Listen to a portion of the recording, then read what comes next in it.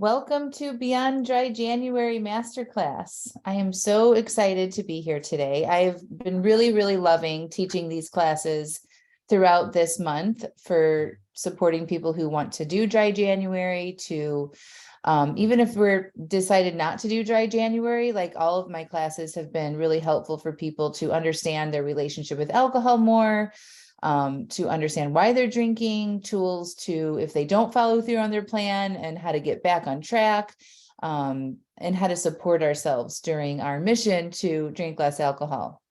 So I just kind of want to get a pulse check on where you guys are. If this is your first class with me, I want you to just say first timer in the chat. Okay.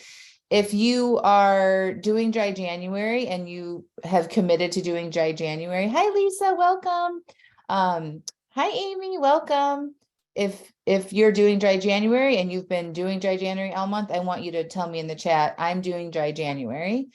And then the other part of this is if you've wanted to do Dry January and you have failed, no shame. I want to know who has committed to it, but it has maybe had some drinks and has said fuck it, or one of those options, right? Or maybe they had some drinks and then they're back to Dry January. So let me know in the chat sort of where you are. Meg, you're doing Drier January. Nice. Hi, Lisa. Going back to Dry January, messed up 2 times, but back on track. Catherine, 18 days in. First timer, week late for Dry January. Never too late. Hi, Holly. Welcome. You could also just decide to pick up Dry January right now. No matter what has happened in the past, 15 days, you can decide to be alcohol-free for the rest of the month if you want to. We're going to talk about that a little bit, okay? Cool. Thank you, everybody. I'm just reading your Kathleen. A lot of first timers here. Welcome. I'm glad you're here. Okay. Cool. Nice. I'm just reading all of your comments. All right.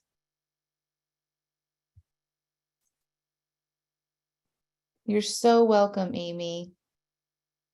Okay. Doing Dry January, got off track, trying to get back. Perfect. All right. So let me just start by introducing myself. I'm Angela. Seems like there's a handful of first timers here. Angela Mascenik. I'm the host and the creator of the Stop Over Drinking and Start Living podcast. I've created multiple Stop Over Drinking and Start Living programs. That's sort of my brand, called Stop Over Drinking and Start Living. So we have the podcast. I have a 6-month coaching program with the same name.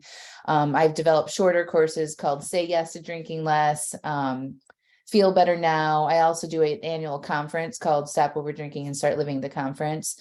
And I do a lot of these type of free seminars and webinars and things too. And I was somebody that overdrank for 20 plus years. It kind of creeped up on me. It started with partying in college. I would never label myself as somebody who was like an over drinker. It was more like I'm a partier and I enjoy having fun and being with my friends and socializing. And then as I got older and I got more into professional roles, it started creeping in. So it would become entertaining after work on a Tuesday, or stopping off for happier hours with my colleagues, or I did pharmaceutical sales for a long time. So I would entertain and take doctors out for dinner and host speaking events and things like that, where a lot of alcohol and food were involved. And so I got into wine. I lived in California. We had wine club memberships. My husband and I got married in a winery in Sonoma. It was very entrenched into my identity and into my lifestyle, and I overdrank a lot. And I would try to cut back and say I wouldn't drink, and then I would find myself, having wine at the end of the day and all of that. I also dieted for my entire life, and I was on one extreme to the next, like raw juice cleanses to, fasting to Atkins to any kind of diet you can imagine. I have done it. And in that dieting journey that I had, I would include alcohol in that as a way to lose weight. And it was just a very sort of tumultuous cycle that I found myself in for years and years and years. And then as I got older, I had 3 kids. I had a lot more responsibilities in my life. I definitely started using alcohol as a tool to manage my anxiety and my overwhelm and my resentment and my anger and all the things that, kind of stacked in emotionally. And I found life coaching eventually, and life coaching helped me understand myself and get to the root of why I was drinking, why I was using food to make myself feel better, or what I thought about. I had a lot of body image issues and whatnot. And life coaching helped me learn about myself. I understood myself so much better. And I healed that relationship with food and alcohol. And then I became on to, it changed my life so much in so many compelling ways. I went on to become a life coach, a certified life coach. And now fast forward, I'm approaching my 5th year in business, and I've coached hundreds of women to change their relationship with alcohol. My impact is very large with the podcast and all the free things that I do too. I know this work intimately because I've been there. And so I just want you to know, if I can do it after 20 plus years of up and down, up and down, up and down, you can too. So even if you've been with me for a while, this is your, 10th class that you've taken with me, maybe I've coached you even, I just want you for today to just believe in yourself. Like, even if you've lost your belief in yourself, or you're doubtful about what you can do if you've had some slip ups, I just want you to know that that's normal. Slip ups are normal. Going back to our old ways is normal. And it's what you do when you slip up and how you treat yourself and how you talk to yourself that is able to propel you forward to get you back to where you want to go, or keeps you stuck. So it's not so much about counting days or doing challenges or focusing on just not drinking and hiding from the alcohol or whatever it is.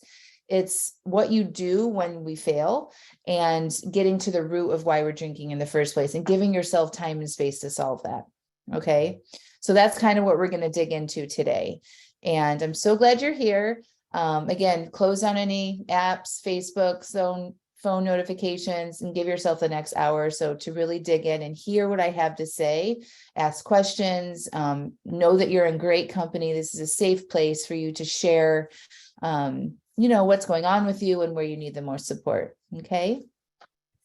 All right. I'm going to share my screen and get organized here. Okay. Let me see. Do you guys still see me? Okay.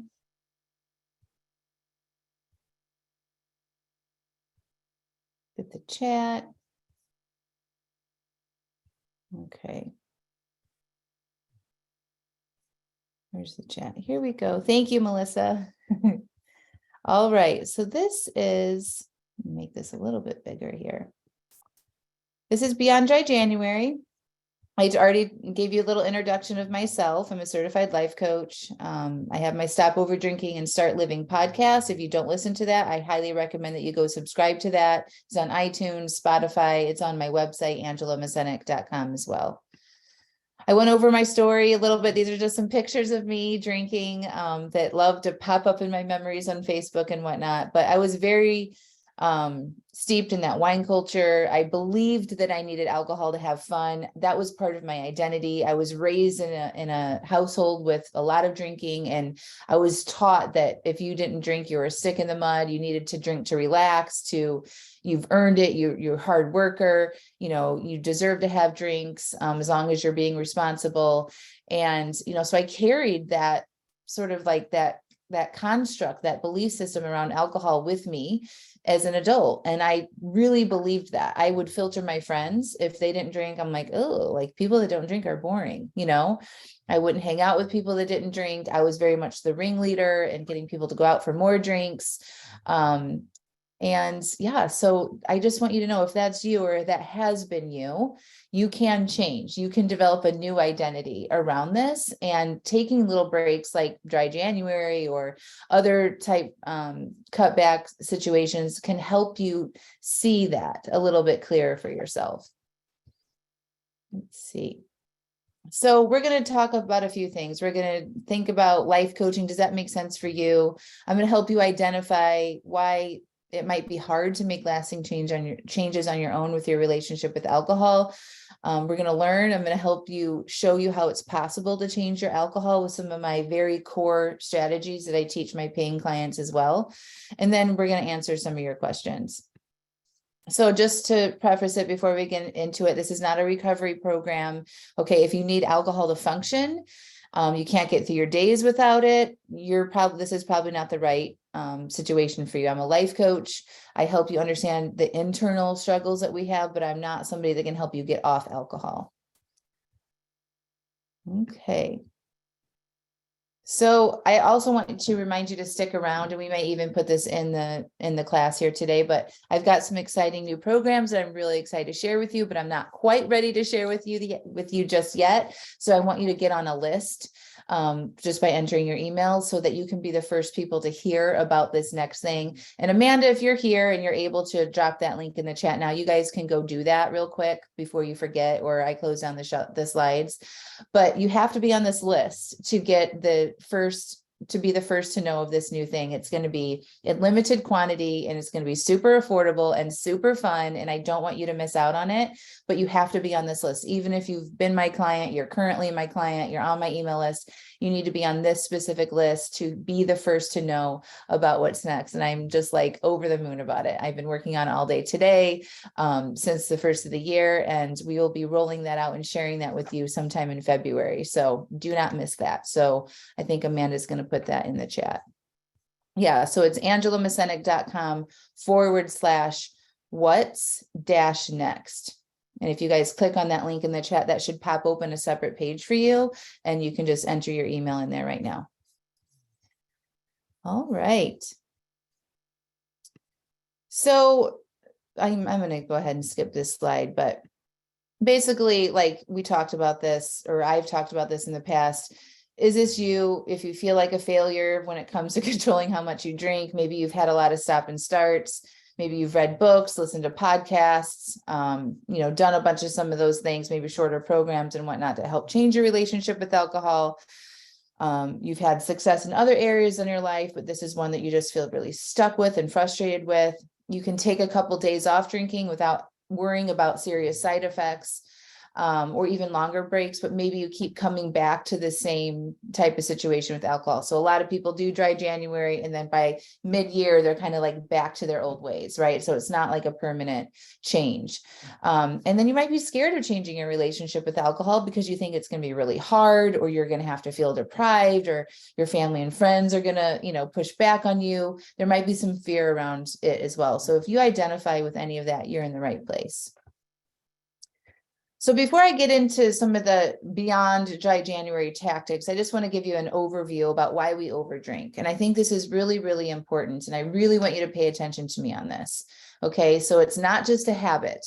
Habits are formed because of repetitive behavior in response to how we're feeling. So all human behavior, this isn't something that, is not true or something that I made up, but human behavior is our actions that we take based on our emotions. Okay, so our emotions, our feelings drive our behavior. That's human behavior. Okay, so we have a feeling, and that feeling motivates us to go do something. Okay, and that's always running. That's our automatic system that's always running from the time we wake up in the morning until the time we go to bed.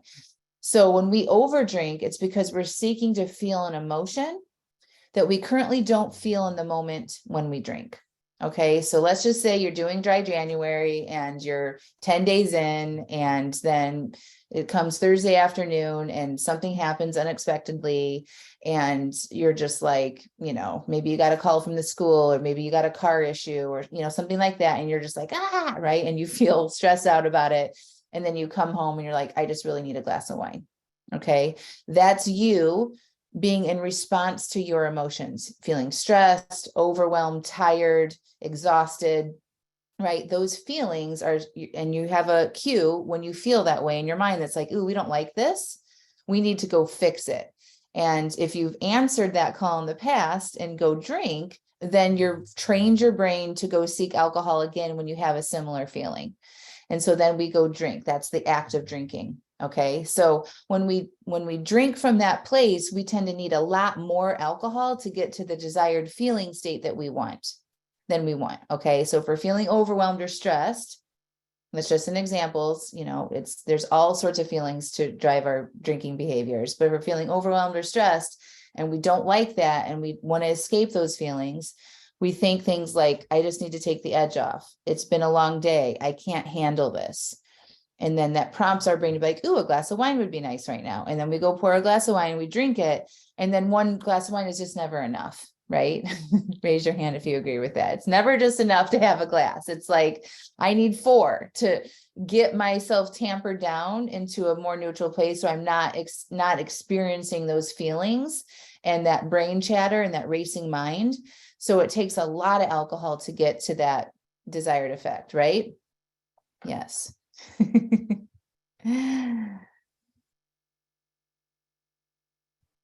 Yeah.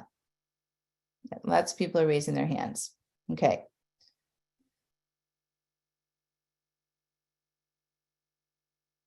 Oh, yeah, Christine, I stopped at my birthday, December 8th for 3 weeks. Then New Year's Eve, I drank and went back drinking. Crazy, totally listening about it's not just a habit, but the feeling that we want. Yeah. And so humans are programmed, like we have this programming system, right? And this is how habits are formed. So when we do something on repeat, it gets filed to the back of our brain, and then it's really hard to undo that, right? It's really hard to change our habits. It's really hard to start something new. This is why this is so frustrating, right?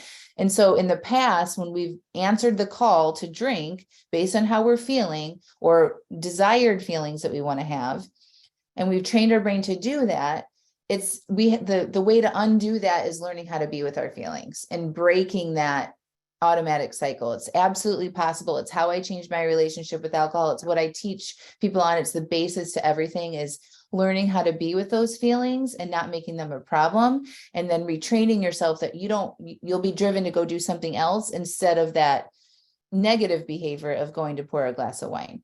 Okay.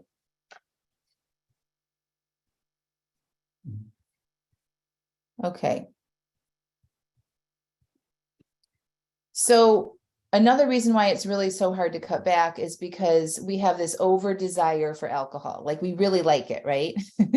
We say things like, I just love my wine. I can't imagine my life without it. I just love eating with it and pairing delicious foods with it. Like we have this sort of like love language attached to it, right?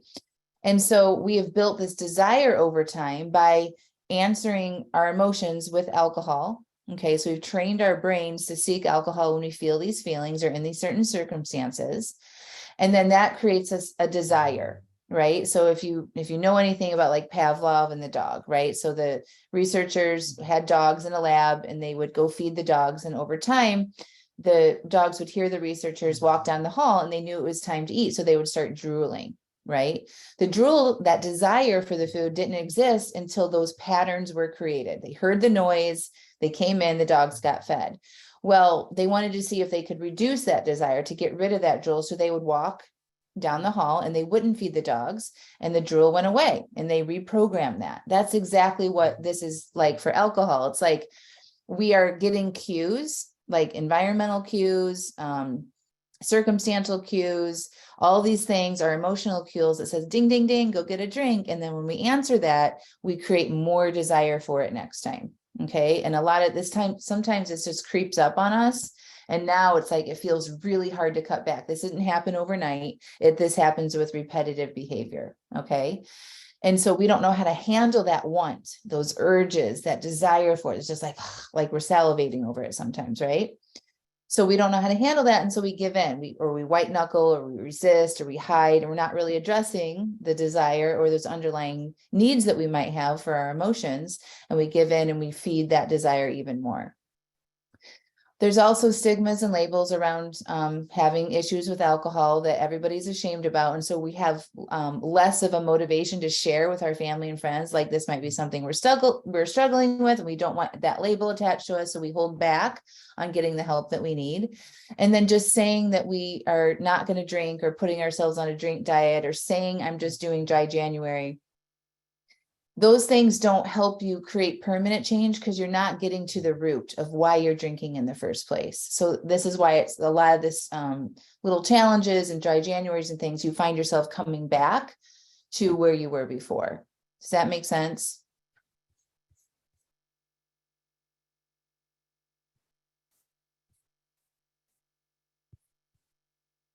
Okay, let me know if you have any questions about that. So if you guys wouldn't mind, just sort of type in where you are with your alcohol, what's going on with you. Let me know, if you've had success, if you're struggling right now. Just a little bit, a few sentences about specifically your areas of opportunity with changing your relationship with alcohol. And then like, what happens with your pattern? Is it something that you do well for a while, then you go back to your old ways, and then you stay in your old ways for a really long time until you get sick of yourself, and then you try something new? I'd love to know a little bit more specifically about you.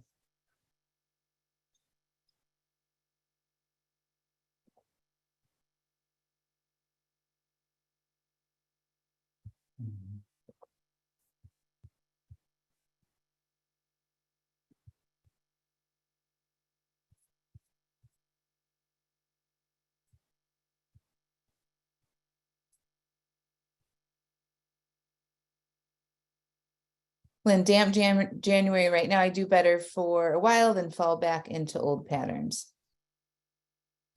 I quit for months at a time, yet keep going back. Totally struggling, tragedy last year, still dealing with emotion and fallout. I'm in therapy, but can't seem to get it together. Struggling every day, worried about my liver. Doc said women should not have 7+ drinks a week. 20 years history, sick and tired of feeling sick and tired.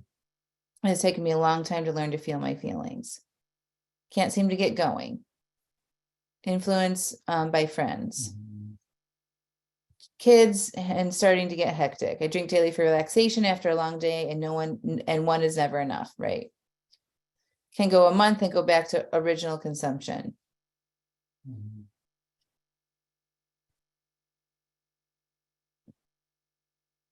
Okay, great. And then another damp January. Okay. I personally don't love the term damp January, I gotta say. It just sounds like drab or like a wet blanket. I'm like, it's just okay to not do dry January and to plan your drinks, right?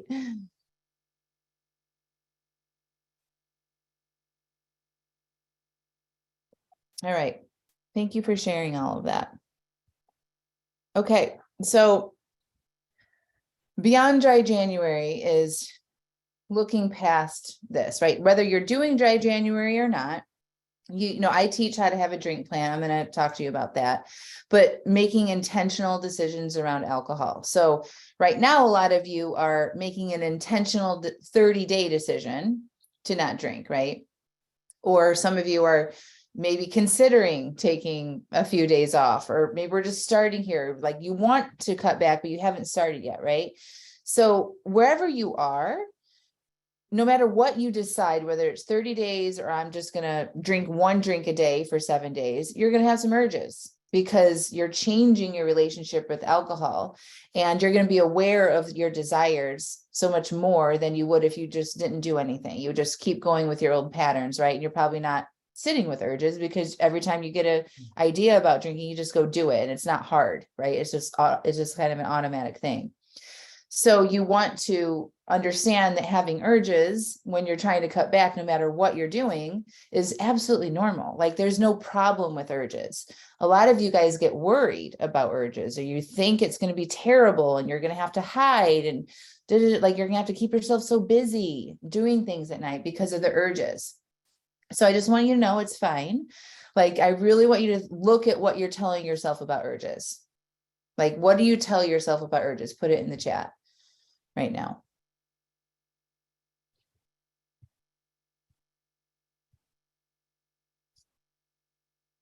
Ooh, you think urges equal weakness. Interesting. You don't like them. I always give in to them.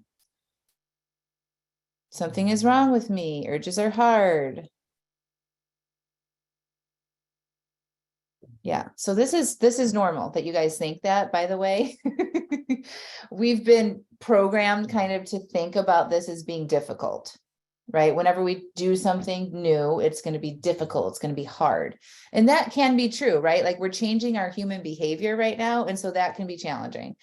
But urges, if you know how to do them the right way, the way I teach them, actually don't have to be scary at all. Okay. Urges, it does not mean that you're weak. Just because you guys have urges, it actually means that you're functioning as a human.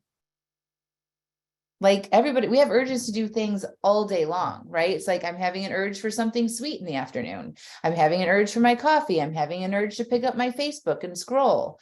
You know what I mean? I have urges to go exercise. I have urges to get up in the morning at a decent time. I have urges to do my work. Like urges are just that feeling that you get is to go do something. That's all it is. And so notice, I just like to kind of like soften your ideas around urges and alcohol. Look at the different urges you have throughout the day. You know, like if we didn't have an urge to go do something, we would not get out of bed in the morning. So urges aren't a problem. And you want to expect them. It's not a sign of weakness at all. It's a sign that you're a totally functioning human being. Okay. You've just trained your brain to want something. And now you're not doing that. And so your brain's like, what the heck's going on? Like, that's what we do. And so what do you mean you're not going to do it? I'm going to urge you to go do that. That's just our pattern because it's been now developed into a habit.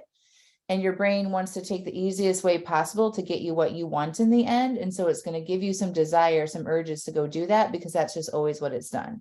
There's nothing wrong with you. And even if you give in to the weakness if you give in to the urges and you feel weak about that, there's also nothing wrong with you. This is just our human design. Okay.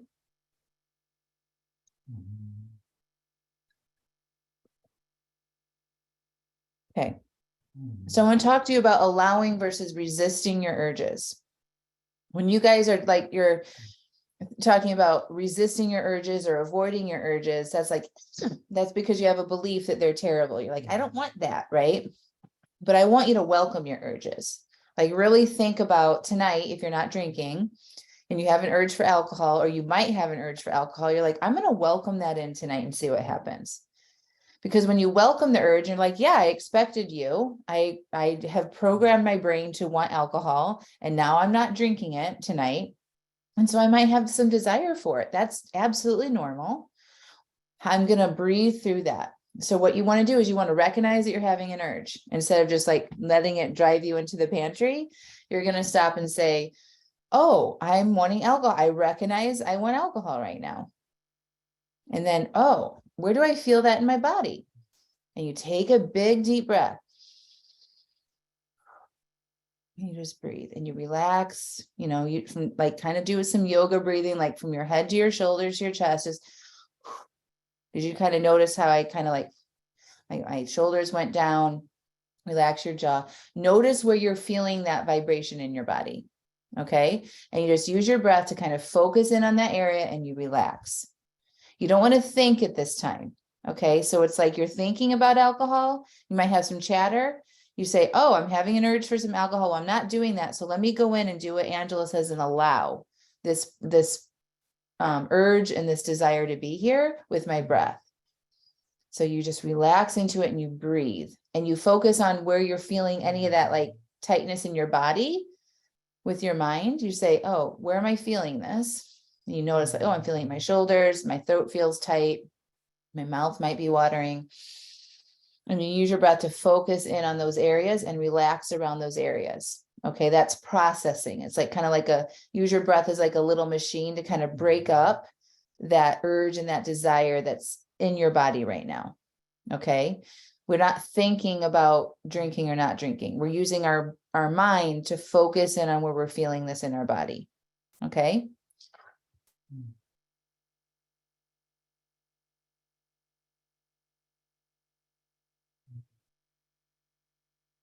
Okay. Yeah, Julie, I know the urge is more to numb out than to drink the alcohol. Yeah. So it's like the urge is more like if you think about like the cake or a cupcake, like the urge is like the top layer. Okay. Once we kind of move past the urge is just like driving our behavior. And we kind of scrape that off the top and we're like, okay, what's there? Why do I want this drink right now? Right. And a lot of you will say things like, because I'm bored, or I had a bad day, or I just want to relax. Those are those feelings that are like that cake layer now. That's the reason why you want it. It's not the urge. The urge is just getting you to go do it because of the underlying reason. And so that's a really good question that you can ask yourself is like, once you recognize you want it and you let yourself process it. And then the next question could just be, why do I want this right now? What do I think it's going to solve for me? And then your brain will tell you. It'll be a pretty quick response. If it says, I don't know, just be like, well, maybe guess. Like, what if you did know? What happened today? Am I stressed out? Am I lonely? Am I bored? And just figure that out and get more awareness there. And then we can work on processing those other feelings that are there. Okay.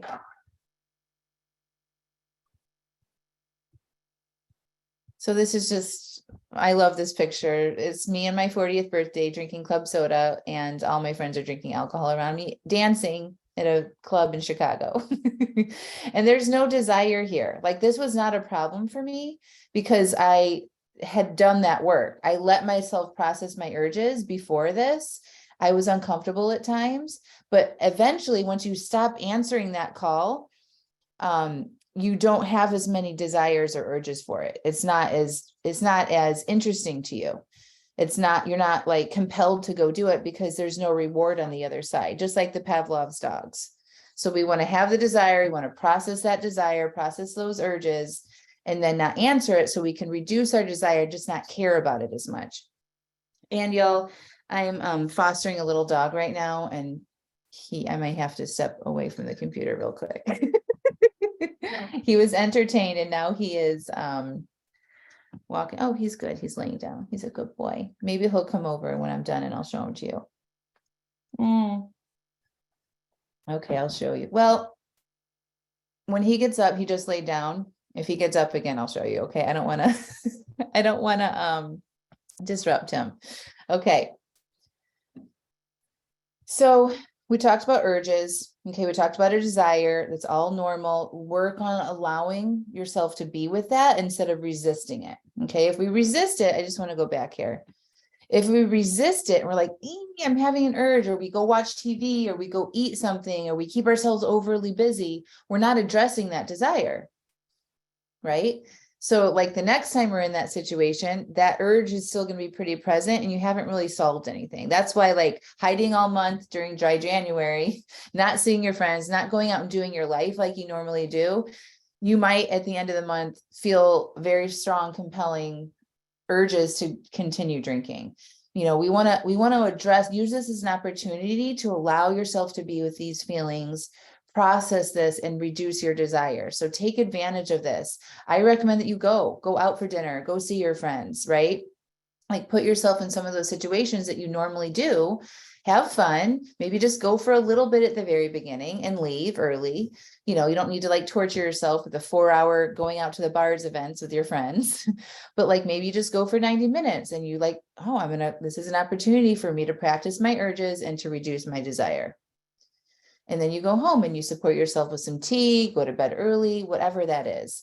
But I want you to consider being okay with your urges and accepting them and allowing them versus resisting. Okay. We're not addressing anything when we resist, hide, or just distract ourselves so much, right? We're gaining any skills there. Learning how to manage your urges is a skill that you can have for anything in your life, not to yell at your kids, not to snack food at night, not to procrastinate. Like, learning how to be uncomfortable with this and process this and recognize this is something that we can use way beyond changing our relationship with alcohol. Okay. So the other part of this is, okay, I'll show you. He just got up. Come here. Come here. Hold on. I'll be right back. Let me grab him. Come here. Come here. Where are you doing? Come here.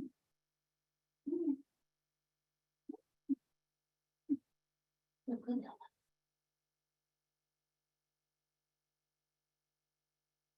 Are you ready for the cuteness? This is Milo. Isn't he cute? He's a little Chihuahua mix. He's a good boy. But he's not potty trained. So I have to keep a very, very close eye on him, but he's very sweet. Yeah, he's a good boy. All right, there he is. Okay, hold on. Let me make it bigger. How can I do this? Stop share. Here we go. Yay, here's Milo. He's got like a cartoon face. He's here. Look at his his ears stick up when he's like excited. He is really cute. He has really long, thin legs. He's only like 11 pounds. He's really tiny. Yeah, he's a good puppy. He's a good boy. Are you a good boy? You want to raise your ears for them? Are you a good boy? No? Oh, all right. We'll just hold him for a minute. Okay, let me go back to my screen. He's very distracting, y'all. Like I'm just like and I have my other dog is Edie is in here too. And yeah, they just like them sleeping on my couch in here. It's like, oh, I just like take pictures of them and stuff. I know, he's so cute. Okay. Okay, share my screen. Okay, here we go. I can just hold him. Hold on. There we go. Don't you wish you could have your little doggies in your office? Okay, so I want to talk about thoughts and your thoughts about your relationship with alcohol and what you can and can't do really do impact what results that you could possibly get with changing your relationship with alcohol. So when you're thinking about doing dry January or whatever you've decided to do, planning your drinks, taking a break, whatever, your mindset is the most important thing. Okay, yes, we have to work through our urges. Yes, we have to establish boundaries for ourselves, all of that stuff, right? We have to learn how to process our feelings. But the way you think about it will determine whether you are successful long term. Okay, so if you have thoughts like, I can't do this without wine, not drinking is boring, I don't want to be uncomfortable, they're going to have my favorite, everyone's going to be drinking around me, this is going to be hard, all of those thoughts are going to make it so much more difficult for you. It's also very normal to have these thoughts, but you can manage how you think about this by getting aware of your thoughts. So if you have these thoughts, it's really good for you to just start to be conscious of them. Maybe write them down, on a journal or a piece of paper, like, what do I think about my relationship with alcohol? And then you want to be like, okay, I'm thinking this way. Did you know that we could change the way we think? Like that is like a really awesome thing to do for yourself.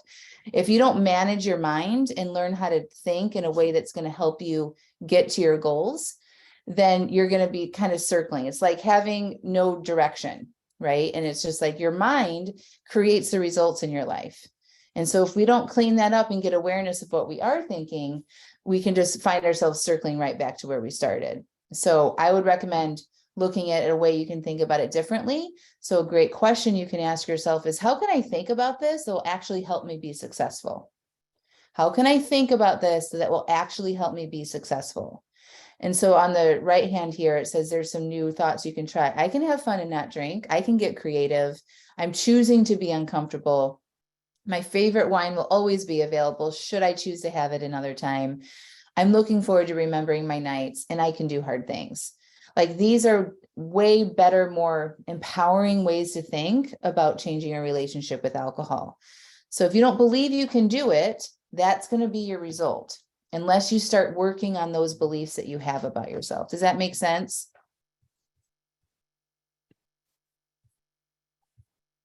Let me know if you guys have questions on that. So this is really helpful to have a coach or somebody to help you see how you are thinking and how it's creating the results in your life. So this is what I do. Like during coaching calls, people come on and they're like, this is what's happening. These are my thoughts. And I'm like, okay. And like, I help them extract their thoughts and help point their mind in a direction that is going to be more helpful for them to gain the results that they want.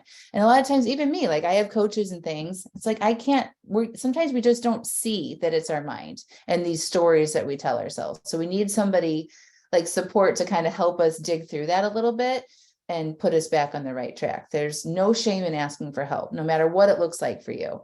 This is hard. And we have these ingrained belief systems, not only just about alcohol, but a lot of different things in our lives. And having somebody help you navigate that is super, super helpful. So don't dismiss getting support for this type of thing either. So regardless of what you're doing, dry January or not drinking Monday through Thursday, or just trying to only have 1 or 2 drinks a night, you get to decide what that looks like. You get to decide what your relationship with alcohol looks like. There's no more virtue. Like, you're not a better person if you're drinking less or drinking more. You're not bad if you decide that you want to drink more than somebody else. You're not better, okay, if you decide you want to drink less or abstain. The only thing that you want to do is really learn how to check in with yourself and decide what is best for you. What is it that you actually want? And then to listen to that and then go execute. And then we can evaluate it and then make changes going forward. But really, you know what's best for you in your life. And life coaching can help you learn how to get that out of yourself, how to extract what's the best thing for you in your life so that you can look to yourself for the answers for anything instead of needing external validation, somebody else to tell you what to do. You know what's best for you, right? And we definitely, like, before life coaching, I didn't know that. That's why I followed all the different diet programs and detoxes and cleanses and all the things. It's because, like, I thought the answer was out there, but really the answer is in here. I know what's best for me in my life. And I am somebody that I can teach you how to find out what's best for you inside too. You know, our society programs, especially women, to not be able to think for ourselves and to think, I need to do that. They're doing that. I want to follow that plan. You know what I mean? Instead of like, what is actually good for me? That's what I want to do. And then you do that. Okay. And finding that within yourself is the best solution. You know, it's definitely helps to have a coach or a guide or something like that to help you learn how to do that. But when you come to the conclusion that this is the best thing for you, then you are way more likely to follow through on it than following somebody else's advice that may not be as good for you as what you can find on your own.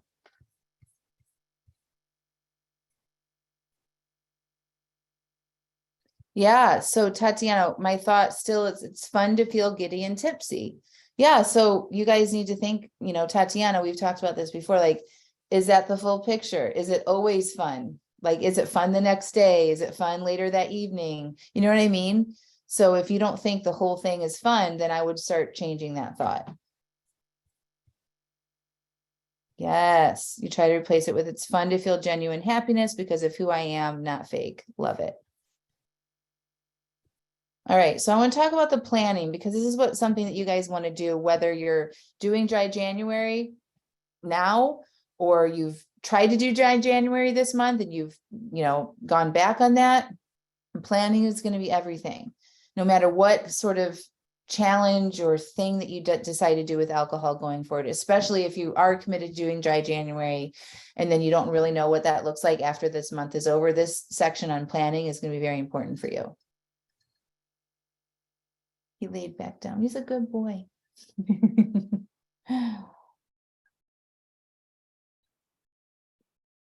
Okay. So one of the big boundaries that I have for myself, and I recommend to my clients or anybody that listens to the podcast or takes my classes, you want to plan your drinks at least 24 hours in advance. So a very hard boundary that you all want to have with yourself is that we do not make same day decisions around alcohol. You do not wake up in the morning and say, and then some, you know, get an invitation to dinner, and then you go out to dinner and you drink that night. Okay. Because when we make same day decisions, it's usually because we are driven by our feelings. If you make outside of that 24-hour window decisions, that's you're engaging the higher part of your brain that you can think through, think into your future. You can engage with your goals. But that in the moment type brain, that lower part of your brain that just wants what it wants, if you do that within that 24-hour window, you're likely more engaging with that sort of like old part of you that has those patterns and habits and wants to escape your feelings and doesn't want to be uncomfortable. So hard boundary, really try to commit to that. I do not make same day decisions around alcohol. So you want to plan your drinks at least 24 hours in advance.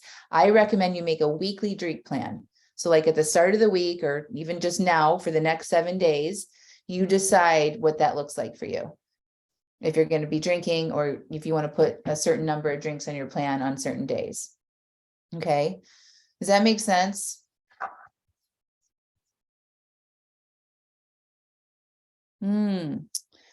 Melissa, tell me more about that. You said, I find it's hard to be accountable to myself in this way, much easier to uphold and be accountable to others.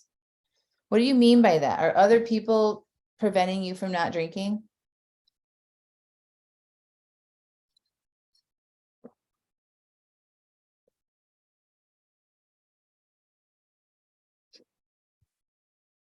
Because I think that's what people want. I think we have this idea like it's easy, like for our kids, let's say, I coach a lot of people that have grown kids or young kids and they drink too much in front of their kids and there's issues with it. Okay. And they're like, well, my kids want me to change. It's not good for my kids to see me do this, or my kids have said something to me about it. And so we want to be accountable to them. Right. And that's awesome that you want to change your relationship with alcohol to have a better relationship with your kids or to model better behavior to your kids. But it's not motivating enough for us to want to change. This has to come from you. Okay. And when it comes from you, like I was talking to you earlier, your internal drive and learning how to be accountable to yourself is when it's going to become permanent. But when you're doing it for somebody else or some external reason like that, we always go back to our old ways. It's just not enough because we don't find that within ourselves to want to do that work. Got it, Melissa. Just being accountable to self is harder than to other commitments outside of myself. That's a belief that you have right now, Melissa. That's a thought that you believe. And so when you like, how often have you believed that? Have you been conscious of having that belief about it's easier to do things for other people than it is for myself? A lot of people think that, and then that becomes their truth. That actually turns into an actual result in their life. So I would work on that one, right? So maybe you shift it to, I'm working on making myself a priority as much as I do other people. I want to make myself as a priority like I do other people in my life. Okay. Instead of just saying it's easier to do for others than it is to do for me. That's not going to get you very far in learning how to hold yourself accountable, right? You're welcome. Yeah, I can see that telling someone else out loud can help me keep accountable to myself. Yeah. So thank you, Melissa, for all of this. I'm not saying you shouldn't communicate your goals to people. I think that's actually very helpful to hear your own mind verbalize what you want to do, putting that into the universe, like that will help you more, right? So that's why getting a coach, being in a program, telling your spouse, telling your friends, hey, I'm working on this. It's not so much that you need them to hold you accountable, but it's like you're putting your intentions into the world and that helps you get what you want, right? It's like asking the universe, like, I want support. I'm doing this. And that regurgitation of you sharing your goals out loud, you hear your mind saying it out loud, and it helps reinforce actually what you want to be doing. And the friends and the family and all that can come in, but we actually don't want people to tell us that we shouldn't be drinking. That's not on your plan. Are you sure you want that? Like, we actually don't like that, right? So I would just be careful of like telling people that's what you want, because in the moment when you want something, right? Raise your hand. In the moment you want something and somebody says, is that on your plan? Or do you really want that? You're like, right? We don't need that. And it doesn't really help. Lots of hands going up, right? That doesn't feel great. And so we're like, okay, I recognize I want this. This is what I did with my husband. I never asked him to tell me, don't let me drink tonight. It was like, oh, honey, this is really interesting. I'm having an urge for some wine. I'm not going to drink it, but I'm actually like, I'm having an urge right now. And I would just kind of verbalize that with him. He's like, he didn't really know what to say about it.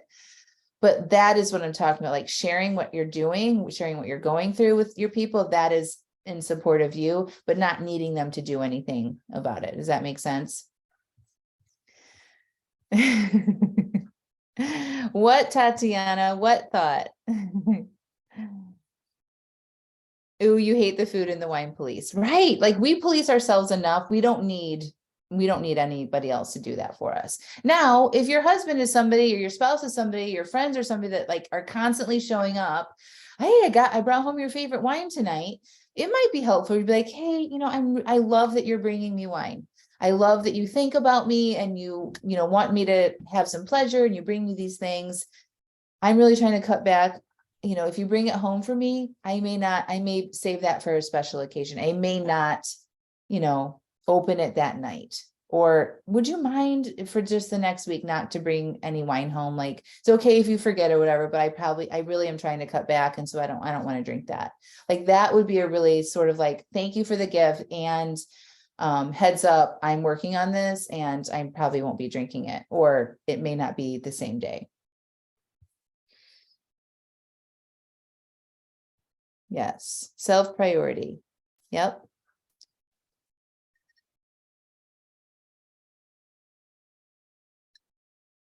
So when we're coming, even for the rest of the month, recommit to dry January. So I would recommend you writing out that plan, like for the next 7 days, no wine, or no alcohol, right? 0, 0, 0 on your drink plan, right?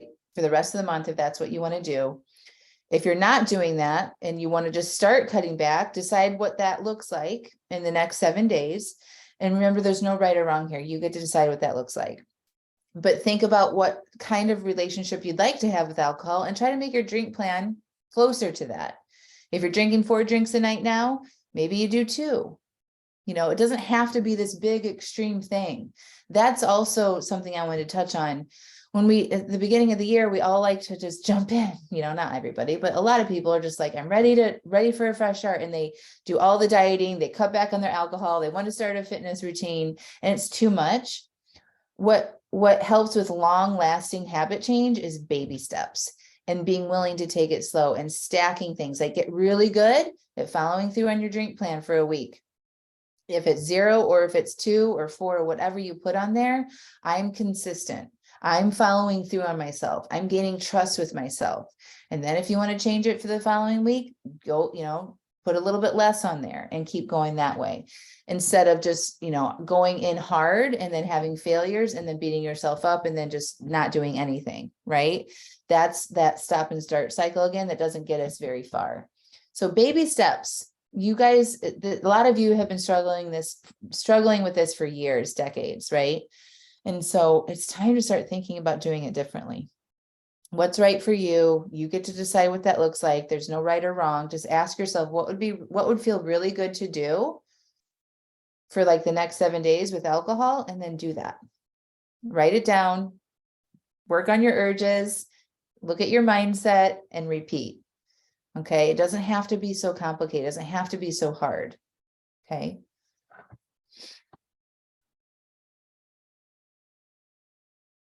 Yeah, you guys are definitely not alone.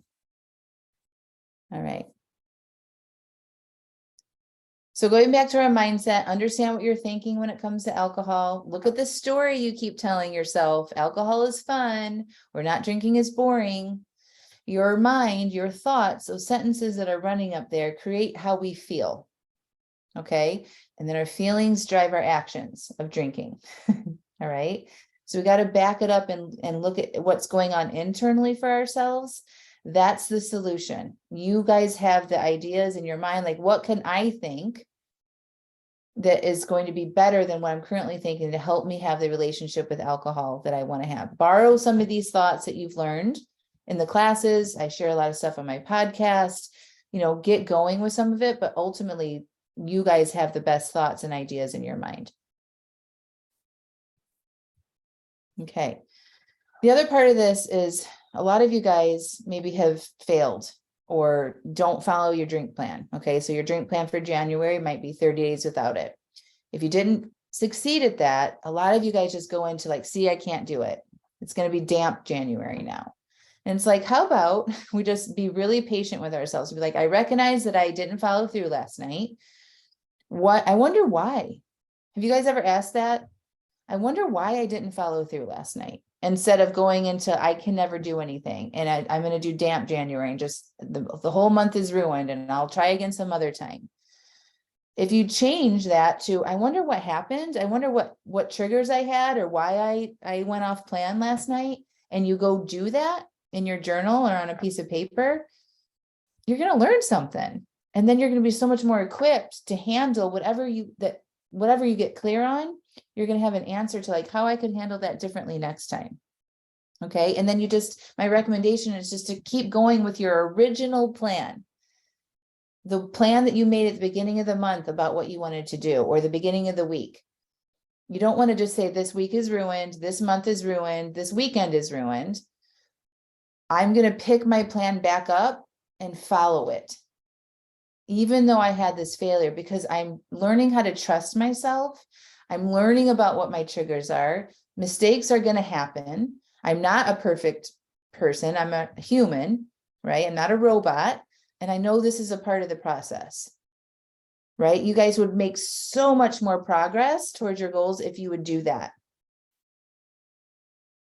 And that's what I highly recommend, that you don't need to quit. Like all these little micro quits that we do and say, screw it, it's now damp, or whatever it is that we tell ourselves, that prevents you from moving to the direction that you want. Okay, so we want to be super gentle, super kind to ourselves, get curious about what happened and figure that out when we have a slip up.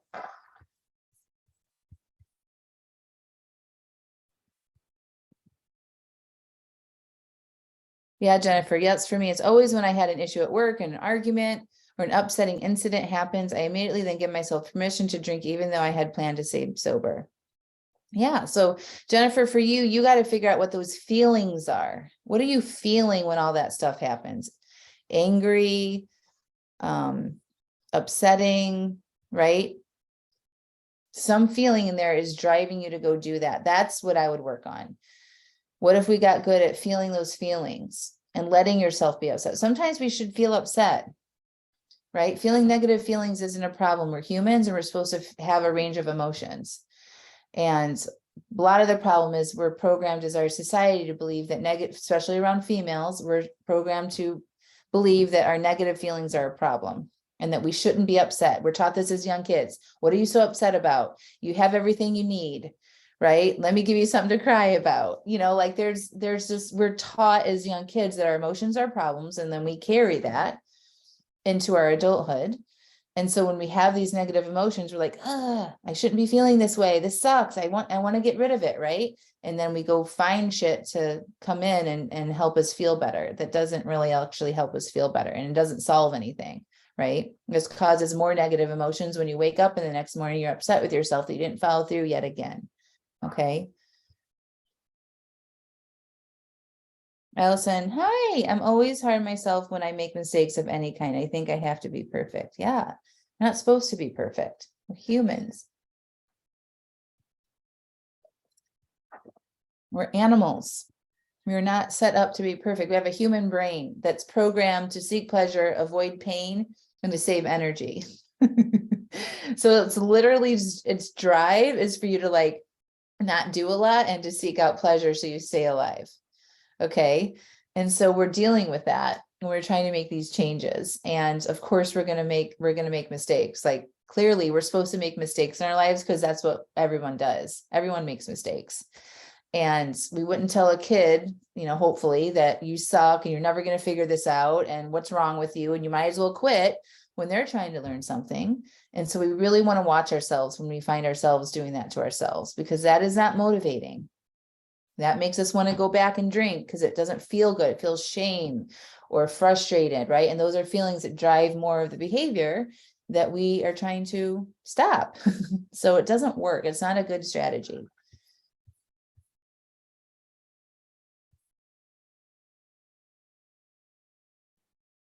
Meg, so if your biggest trigger is being bored, like let yourself be bored and then ask yourself, what could I do that's different? What do I want to do in my life? Is there something that I'm missing? Is there a hobby that I could pick up? Is there something I could explore? You know, like letting yourself be bored is actually a time where you could get creative. You know, maybe you go outside for a walk and think about what you want to do, or, you know, like try to think of that in a different way. Like there's other ideas that you can come up with besides drinking and scrolling on your phone. You're a smart person. We are all very smart and capable. Don't forget that. We've done a lot of big things in our lives, right? Like we've overcome a lot. We've accomplished many things. And I think we forget that when we look at some of this harder stuff, like changing your relationship with alcohol. You guys can do this. You absolutely can do this. None of you are incapable of this. Like there's not anything wrong with you. You just need to apply some of these tools that I'm teaching you and be consistent. And, you know, I'm not any smarter than any single person on this call. I promise you. Yes, you can. Okay. It's easy to hate yourself. It's hard to find the love and compassion for yourself and your failures, and I invite you to do it anyway. We are programmed to do that shame cycle and to be hard on ourselves. I don't know why. We just are. Everybody is. It actually takes more work for us to say, oh, I don't want to do that to myself right now. I'm going to be loving right now and figure out what's going on so I can learn from it. That takes more intention, more awareness, more time, but it will get you better results. If you're nicer to yourself and you take the time to figure out what happened and you learn from that, you will get to the end of, you will accomplish your goals. Okay. So here's just a little before and after of me. Rainbows all the way. Okay. So that's what I got for you all today. So I don't want you to be worried about dry January being over, or, if you made a mistake during dry January or what's next. You guys get to decide what that looks like. Work on those urges, make a drink plan, manage your mind, and get on the list so you can come join me in my next amazing offer. And I'm totally doing something different, and you guys don't want to miss out on this. It's going to be super fun and supportive and amazing and affordable. So make sure you guys go to angelamascenik.com/what's-next. Okay. And I'm going to stop sharing my screen and come back to you. Okay. Hi. What question can I answer for you? I call myself human. The blame falls on alcohol. It's an addictive substance. Yes, alcohol is an addictive substance, and we're all prone to it. Okay. Everybody is prone to addictions. That's part of our human design. Okay. For some people, it's food. Some people, it's shopping. Some people, it's sex. Some people, it's drugs. Online, Facebook, right? We're all addicted to stuff, right? It's not just alcohol. We're programmed to become addicted to things, and alcohol is a concentrated thing that when we drink, our brain gets a big hit of dopamine, and it's like, ooh, we like that. Let's go get more. And it urges you to get more. Okay. There's nothing that we can't undo. And focusing less on the alcohol and focusing more on what's happening internally, like our emotions and our mindset about stuff and what we believe about ourselves, that's where we're going to become empowered and not let alcohol run it. Ooh, it will be out in February. So you guys can't, unless you're already in my coaching program, there's no way that you can join one of my programs right now. But you can listen to the podcast. We've got all of our dry January classes. I'll probably be doing a couple of free things next month too. But just start with the basics, learning to play, process those urges, planning your drinks. If you make a mistake, go do the evaluation. What happened? What can I learn from this? And how can I move forward? And you will get very far. And then you'll be on the list to hear what's next. And it's going to be super, super fun. And it'll probably sell out in 24 hours. That's my guess. So you got to be on the list.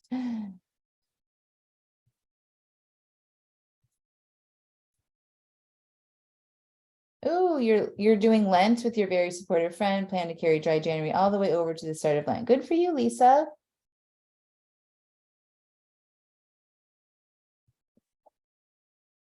I can't wait to tell you guys about what's happening next. I'm super excited. All right. We can stay on for a couple more minutes. What other questions can I have for you? Do you guys feel prepared? Do you feel like you have more in your toolbox to handle the rest of this month and kind of what's after dry January?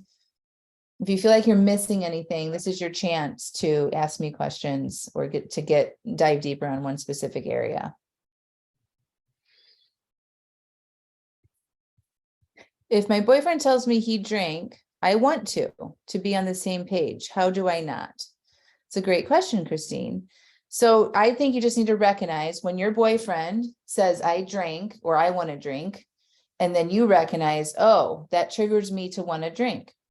So just recognize that, right? So when he does this, I want to do this.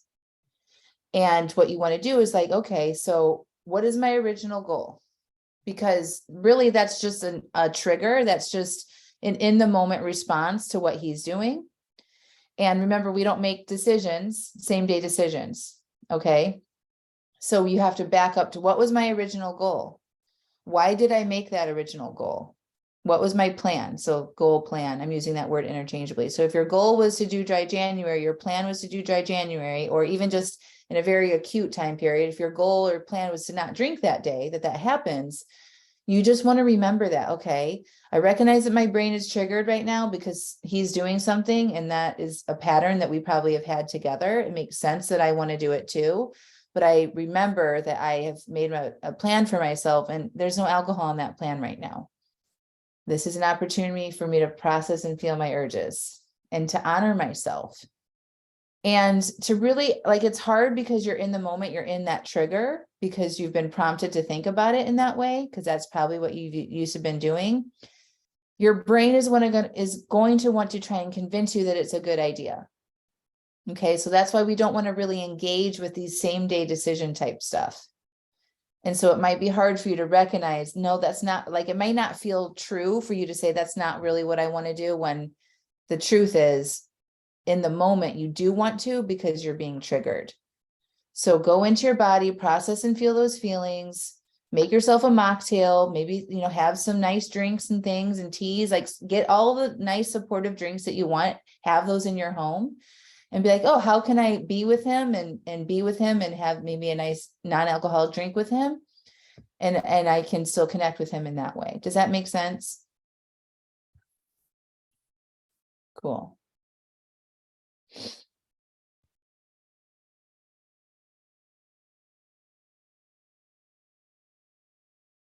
List of non-alcohol ways to reward yourself besides food. I think you guys should write down that list. What are some ideas that you guys have that would be rewarding for you? What do you like? What do you like to do? How do you like to spend your time? Right? So, I mean, I have all of my things. I love going for walks with my dogs. I love having a nice comforting cup of tea. I love taking my nice bubble baths with my Lush bath products. I love washing my face and putting on really nice skincare. Those kind of things are rewarding for me. Getting a good night's sleep is rewarding. Going to bed early, wearing really nice pajamas, having nice sheets. Just like kind of like really taking good care of myself. Those are kind of like my rewards. Those are my regular type of self-care things, but that's pretty personal to me. And I've understood what I've liked over time.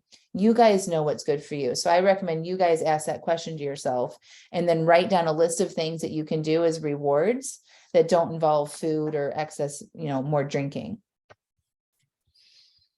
Sure, Allison. So if you have an overdrink, you want to ask yourself, what happened?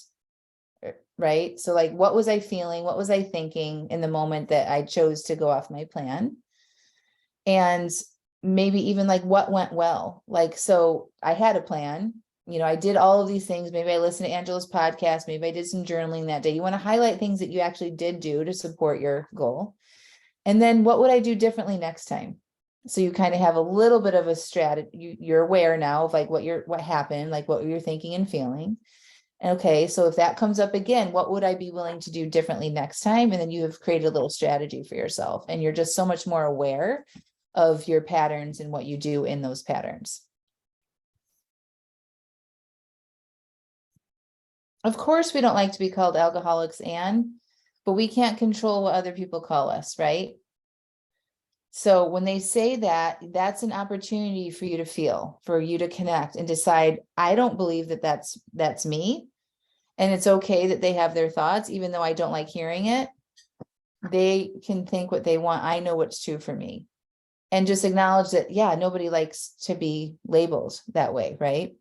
Like that doesn't feel good, and that's okay. Right? We can't control sometimes what other people say about us.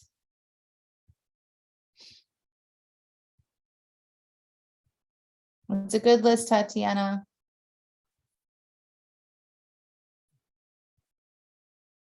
So there's a question here about how many drinks is enough for me. The thing is, when you're working on your relationship with alcohol and you want to keep alcohol in your life, you're going to have to get good at it not feeling like enough. Okay, when we use that language like that's not enough, it's because we're trying to manage our emotions. We want to get so buzzed enough that feels like that's enough for us. And when we're in that place, it's because we're using alcohol as a tool to escape how we're feeling and thinking. Okay, so we have to work on it not feeling like enough and being okay with it not feeling like enough and working through our urges after we've had our planned drinks. And when you do that, your desire will go down. So if you're normally drinking 4 drinks a night, and that is, you feel like that's enough for you, but you recognize that's too much, really, because you're not feeling good. It's not, whatever, like that's a lot of alcohol. And you want to move to like maybe 2 would be your ultimate goal. You have to practice having 2 and then being with the urges for more and learning how to be in that discomfort and processing those urges and getting awareness of your thinking and all of that. Inside my programs, I help you do that. So if you are here and you're in my 6-month coaching program, we have a special workshop called How to Stick to Your Planned Drink Amount and work on reducing your desire to get to that more of an appropriate amount of alcohol for you and what's healthy for you. You can do this, Holly.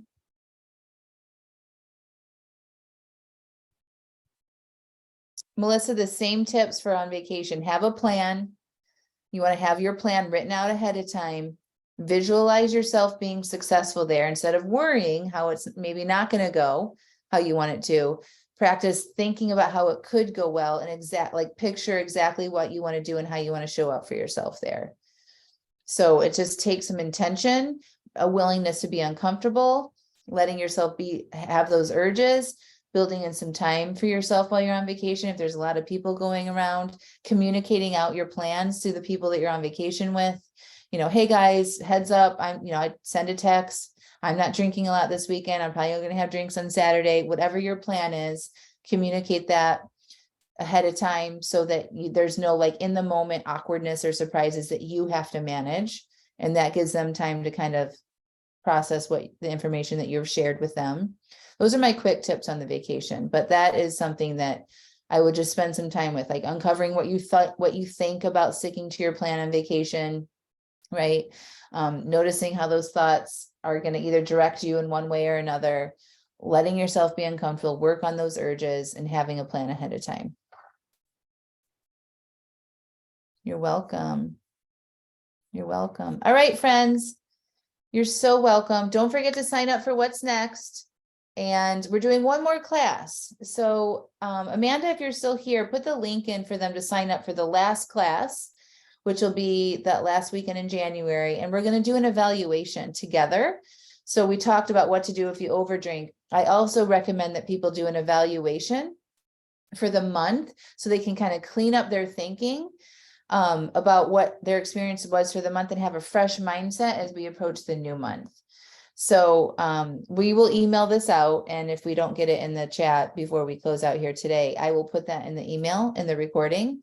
And make sure you get in on that class. That will be a workshop style class where we're going to be doing some writing and things together, and you will leave that class feeling good about what you've done, learning about yourself, and know exactly where you're going for what's next. Okay, so don't forget to sign up for that class. Oh, there it is. Thank you, Amanda. So click on that link that she just put in there. That's going to open up a separate page. Do that right now before I close down the Zoom, and then just put your email in there and sign up for it. And if you don't get to it, it's fine. We'll send it out in the replay as well. You're welcome. Hi, Regina. Oh, thank you. This was, yeah, it's a bigger painting. It says, I am it and you are it at the top. And that was done by Anna Drew. She's an artist in Indiana. I am it and you are it. That means we are the solutions to our stuff. Okay. Oh, the little one. Oh, this one. This little, yeah, this was a, thank you.